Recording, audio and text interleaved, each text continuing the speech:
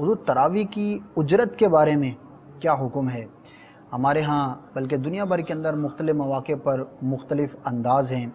تراویح پر اجرت بھی لی جاتی ہے، دی جاتی ہے۔ بعض اوقات وہی امام جو ہے وہ تراویح پڑھا رہا ہوتا ہے، لیکن بعض اوقات جو ہے وہ زیادہ تر یہ ہوتا ہے کہ وہ حافظ نہیں ہوتا، تو حفاظ کرام جو ہے وہ تشریف لاتے ہیں اور پھر تراویح جو ہے وہ ادا کی جاتی ہے۔ تو تراویح کی اجرت کے بارے میں کیا حکم شرعی ہوگا؟ لیکن جو طریقہ ہمارے یہاں رائج ہے اس کے حوالے سے تو امیر اہل سنت نے فیضان رمضان میں تفصیل کے ساتھ لکھ دیا ہے کہ جو طریقہ عام طور پہ ہمارے یہاں پر ہوتا ہے وہ ناجائز و حرام کی صورت ہے اچھا، کہ فقہ کا یہ قاعدہ ہے کہ طاعات پر اجارہ جو ہے یہ ناجائز ہے، یعنی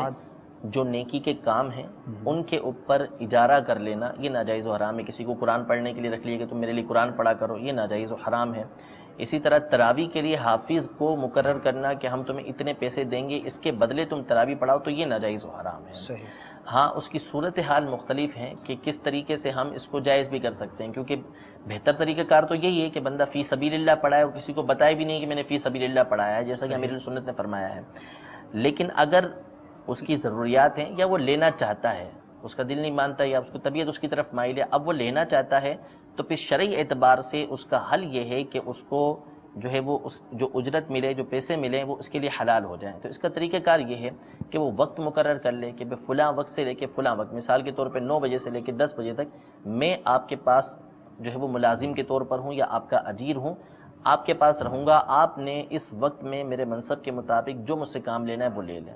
اب مسجد انتظامیہ اس کی اجرت مقرر کر دے کہ بھائی اتنے وقت کے لیے آپ ہمارے پاس ہوں گے اور ہم آپ کو مثال کے طور پہ 12,000 روپے دیں گے اس کے۔ پھر اس وقت میں مسجد انتظامیہ مقرر کرتے کہ آپ نے یہاں پہ تراویح پڑھانی ہے، تو وہ تراویح پڑھانا شروع کر دے، وہاں پر مہینہ ختم ہو تو جتنی اجرت مقرر ہوئی ہے وہ اس کو دینا انتظامیہ پر لازم ہو جائے گا۔ تو یہ طریقہ کار ہے، تفصیل مزید اس کی جو چاہے فیضان وہ فیضان رمضان کا میں۔ اور مطالعہ میں یہ بھی فرمائے۔ چاہوں گا کہ تمام اسلامی بھائی جو بھی ہمارے ناظرین ہیں،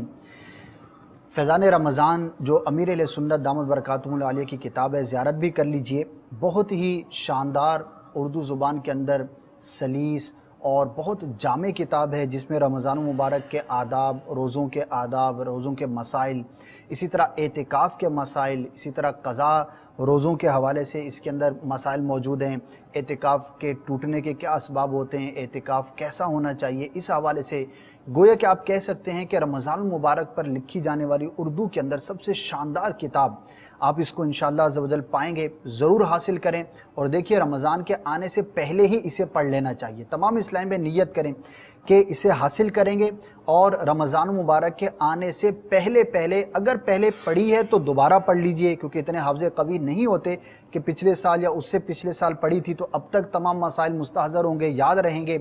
تو دوبارہ پڑھ لیجئے۔ جس نے نہیں پڑھی وہ بھی ضرور پڑھے انشاءاللہ عز و جل۔ میں یہ سمجھتا ہوں کہ جس نے بھی اس کتاب کو اول تا آخر پڑھا وہ ضرور اپنے لیے بہت سارے مفید مدنی پھول پائے گا۔ بہت ساری ایسی غلطیاں ہوتی ہیں، امیر اہل سنت جہاں فقہی مسائل بیان فرماتے ہیں وہیں اپنی زندگی کے قیمتی تجربات کو بھی شیئر کرتے ہیں، مدنی مشورے بھی ارشاد فرماتے ہیں جو کہ انتہائی قیمتی ہوا کرتے ہیں۔ تو تمام اسلامی بھائی، اسلامی بہنیں بھی اس کو پڑھیں، اسلامی بہنوں کے لیے بھی اس کے اندر بہت کچھ مواد ہے۔ اسی طرح سے نفلی روزوں کے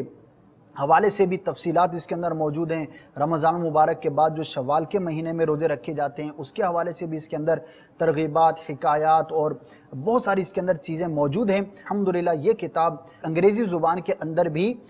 مکتبۃ المدینہ سے آپ حاصل کر سکتے ہیں، نہ صرف انگلش میں بلکہ الحمدللہ اب اس کا عربی ترجمہ بھی چھپ کر مکتبۃ المدینہ پر آ چکا ہے۔ ہو سکتا ہے کسی اور زبان کے اندر بھی ہو، میرے علم میں نہ ہو، تو آپ دعوت اسلامی کی ویب سائٹ dawatIslami.net یہ وزٹ کر لیجئے، وہاں پر لائبریری میں جائیے، انشاءاللہ عز و جل آپ کو فیضان رمضان اردو میں، عربی میں، انگریزی میں، اور اگر کسی اور زبان میں بھی اس کا ترجمہ ہو چکا ہوگا تو اس زبان کے اندر بھی آپ کو میسر ہو جائے گی۔ اگر آپ ایسے علاقے میں رہتے ہیں کہ جہاں پر انگلش بولنے والے ہیں، عربی بولنے والے افراد ہیں جو اردو نہیں سمجھتے، تو آپ حاصل کر کے انہیں تحفتاً دیجئے، اپنے علاقوں کے اندر بھی اس کو ضرور تقسیم کیجئے۔ انشاءاللہ عز و جل ہمارے تحفہ دینے سے کسی نے پڑھا اور اپنی اصلاح کر لی، عمل کا جذبہ بیدار ہو گیا، تو اللہ تبارک و تعالیٰ کی ذات سے امید ہے کہ ہمیں بھی اس کی رحمتوں میں سے، برکتوں میں سے ضرور حصہ نصیب ہوگا۔ تو تمام اسلام بھائی اس کو پڑھنے کی نیت فرما لیجئے۔